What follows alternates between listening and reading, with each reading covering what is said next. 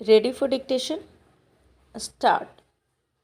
अलगाववाद के विरुद्ध भारत की नई वैश्विक आक्रामकता न केवल सुखद बल्कि अनुकरणीय भी है।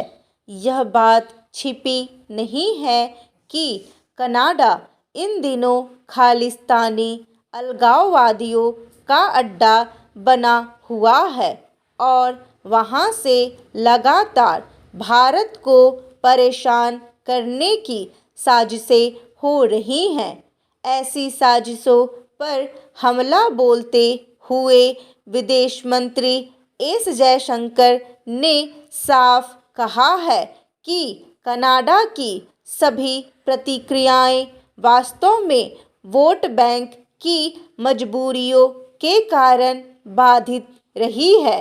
अगर कनाडा की मंजूरी से ऐसी गतिविधियां चलती रहती हैं जो हमारी संप्रभुता, क्षेत्रीय अखंडता और सुरक्षा पर आघात करती है, तो हमें जवाब देना पड़ेगा। यह कनाडा को दिया गया अब तक का सबसे तीखा संदेश है। भारत ने यह संकेत दे दिया है कि वह कनाडा की उदासीनता के सामने हाथ पर हाथ धरे नहीं बैठेगा।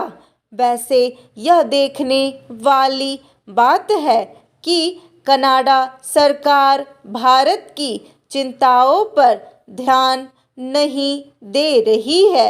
ऐसे में दोनों देशों के रिश्तों में तल्खी तय है। ऐसे एकाधिक दुखद प्रकरण है जिनसे भारत का विदेश मंत्रालय रुष्ट है। कनाडा ने अभी तक भारत को यह आश्वासन नहीं दिया है कि वह अपने यहाँ भारत विरोधी गतिविधियों को रोकने के प्रयास करेगा। दरअसल सिखों की बढ़ती संख्या राजनीतिक रूप से कनाडा में महत्वपूर्ण होती जा रही है। वहाँ की सरकार या सत्तारूढ़ राजनीतिक दल को सिखों का समर्थन चाहिए। सिखों का समर्थन करके अपने लिए सियासी ताकत तलाश रहे नेताओं को भारत कनाडा संबंधों की चिंता नहीं है। भारत वर्षों पहले सिख आतंकवाद की समस्या का समाधान कर चुका है, लेकिन उसे अगर कनाडा की स्थानीय राजनीति परोक्ष या प्रत्यक्ष रूप से समर्थन देती है तो भारत की नाराजगी स्वाभाविक है। भारतीय विदेश मंत्री की प्रशंसा करनी चाहिए, लेकिन समय आ गया है कि कनाडा को सही पटरी पर लाने के लिए जुबानी जमा खर्च से आगे बढ़कर ठोस उपाय किए जाएं।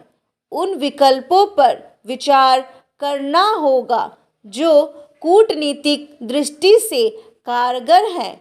कम से कम 3 अहम देश ऐसे हैं, कनाडा, ऑस्ट्रेलिया और इंग्लैंड, जहां चंद खालिस्तानियों ने अपनी संकीर्ण मानसिकता के झंडे अपने माल गोदाम से फिर निकाल लिए हैं।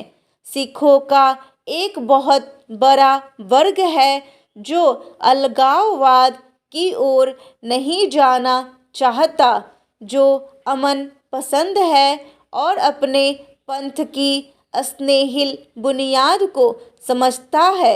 मेल मिलाप का पैरोकार पंथ अलगाववाद के बड़े घाव अतीत में झेल चुका है और यह भारत सरकार की जिम्मेदारी है कि वह किसी को गलत राह पर न जाने दे।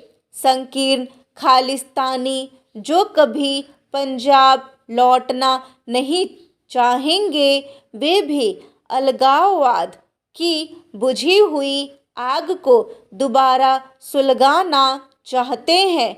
ऑस्ट्रेलिया, इंग्लैंड की सरकारें अपेक्षाकृत सजग हैं, लेकिन कनाडा सरकार खुद अपना मजाक उड़वाने की तैयारी में है।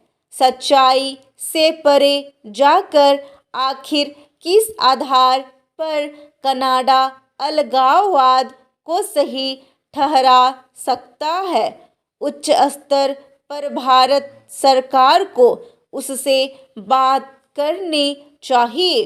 अभी 4 जून को कनाडा में एक जगह झांकी प्रदर्शित की गई, जिसमें भारत की प्रधानमंत्री इंदिरा गांधी की हत्या का जश्न मनाया गया।